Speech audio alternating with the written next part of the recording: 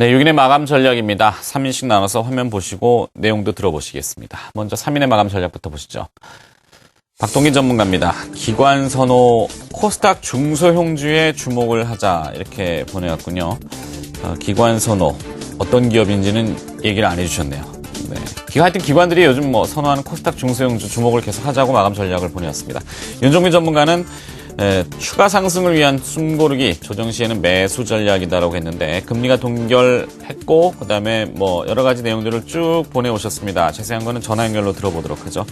우원명 전문가는 낙폭 축소가 진행 중인 자동차와 정유, IT, 화학 업종에 대한 저가 매수 기회로 삼자 이렇게 보내왔습니다.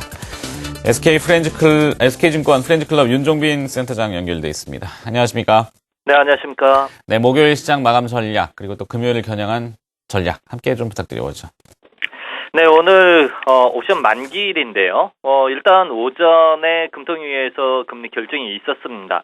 금리 동결로 발표가 나왔는데, 그럼에도 불구하고 증시에서는 별다른 타격이 없었고요. 금리 동결로 인한 시장에서의 변동이 없는 그 흐름이 전개가 됐습니다. 되려 조선주라든지 철강, 화학주 같은 이 산업재 쪽에 기관의 그 매수세가 유입되면서 이들의 강세 흐름이 현재 연출이 되고 있는 그런 상황인데요. 일단 어제서부터 이 엔화 약세 기조가 다소 좀 주춤거리고 있고 그 기조 자체가 둔화되고 있는 그러한 흐름으로 말미암아 국내 증시에서의 그 디커플링 현상이 부분적으로나마 지금 해소가 되고 있는 그런 상황이 오늘도 계속 진행이 되고 있다라고 이렇게 받아들이시면 되겠고요. 외국인의 어떤 수급상에서의 강한 변화가 좀 나와줘야지 이 부분에 대한 어떤 기조적인 상승 흐름에 대한 신뢰도가 생길 수가 있는데 이러한 외국인이 매수 기조로의 어떤 이제 전환은 아직까지는 좀 시기상조인 그런 모습이 나타나고 있습니다.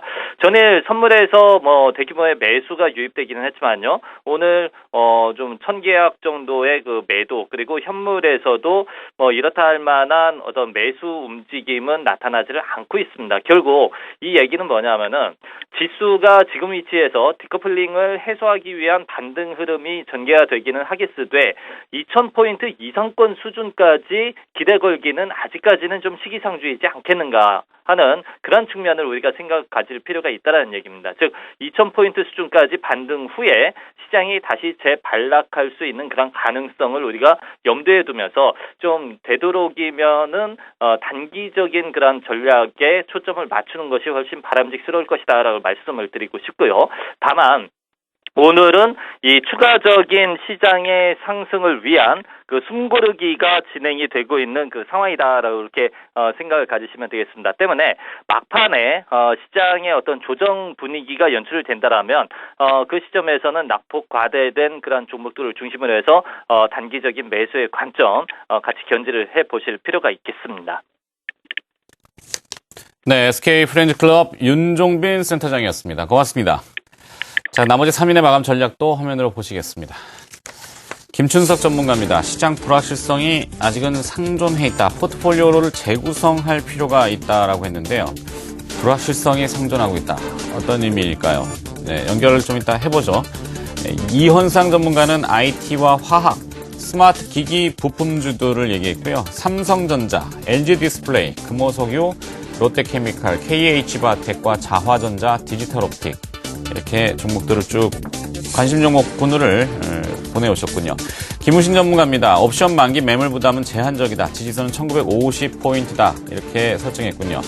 관심 기업은 삼성물산, SK하이닉스, 현대모비스, SK이노베이션, 그다음에 코스닥에는 SFA, 컴투스, 코오롱생명과학, 네페스. 많이 종목들을 너무 많이 보내오셔가지고. 네. 자, 이번에는 SK증권 영업부 PIB 센터 김춘석 부장을 연결해 보도록 하죠. 안녕하십니까? 네, 안녕하십니까? 네, 불확실성이 증대되고 있다고 표현을 하셨습니다. 어떤 네. 의미로 해석을 해야 될까요? 지금 보시게 되면 시장이 돌아서게 되는 가장 큰 원인 자체가 보게 되면 그동안 언제 할지 몰랐던 그 북한의 핵실험 자체가 실현이 됐다라는 부분, 이런 부분을 가지고 이제 시장의 불확실성이 없어졌다고 보는 모양인데요. 저는 좀 반대로 보고 싶습니다. 지금 북한이 핵실험을 함으로 인해 가지고 주변국들, 즉 뭐 미국이라든가 일본, 중국, 러시아 이런 쪽에서 어떠한 제재 조치를 가할지 아직 결정이 안 된 상태고요.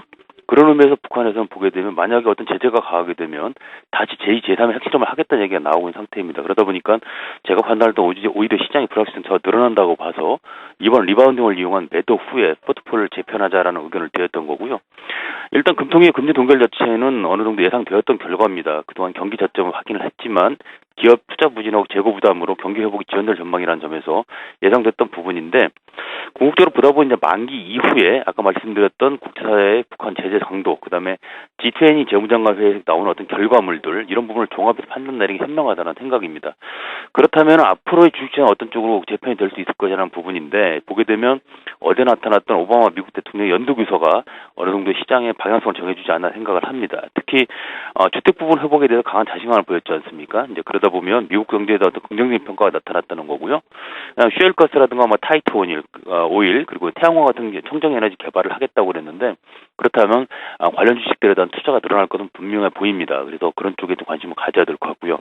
마찬가지로 노인복지 쪽, 즉 메디케어라든가 헬스케어 쪽에 예산을 줄일 생각이 전혀 없다라는 점을 강조가 나섰었는데 이런 부분을 보다 보면 이번에 우리 박근혜 당선자가 이제 이달 말에 대통령의 정직위로 취임을 하게 되는데 그동안 박 당선자가 대선 후보 시절에 내서 어떤 대선 공약 쪽이 실천이 될 거라고 볼 수 있을 것 같습니다. 그렇다면 박 당선자가 추진했던 어떤 그런 대선 공약들하고 지금 오바마 대통령이 추진하고 있는 쪽이 맞물리는 쪽이 아무래도 저 노인복지 쪽, 저 헬스케어 쪽이 많이 된다고 볼 수 있을 것 같습니다. 그래서 그런 어떤 종목군들의 시세 흐름을 좀 쫓아가는 게 좋을 것으로 보여지고 있고요. 그래서 이제 앞에서 말씀드렸던 것처럼 어떤 그런 그 리바운딩을 위한 포트폴리오 재편이 이번 년 가려하지 않겠냐. 그래서 기존의 대형주들을 따라가더라도 일단은 좀 선별해서 가야 될 것 같고요. 기존에 현대차라든가 삼성전자 같은 대형주들이 많이 빠졌었는데 어느 정도 돌아온 부분 자체가 회복이 됐기 때문에 이제는 종목별 순환매도 좀 생각을 해봐야 될 때가 될 수 있을 것 같습니다. 그리고 삼성전자가 투자하고 있는 부분, 즉 비메모리 반도체 쪽이죠. 이런 쪽 같은 경우에 투자 수혜주들 같은 것도 찾아볼 수 있을 것 같고요. 그래서 여러모로 오늘 내일 이틀 남은 이번 주인데 이번 주는 좀 그런 쪽으로 관심을 가져서 다음 주 그리고 다음 달 대비하는 게 맞지 않을까 생각을 합니다. 이상입니다. 잘 알겠습니다. SK증권 영업부 PIB 센터 김춘석 부장의 마감 전략까지 들어봤습니다. 고맙습니다.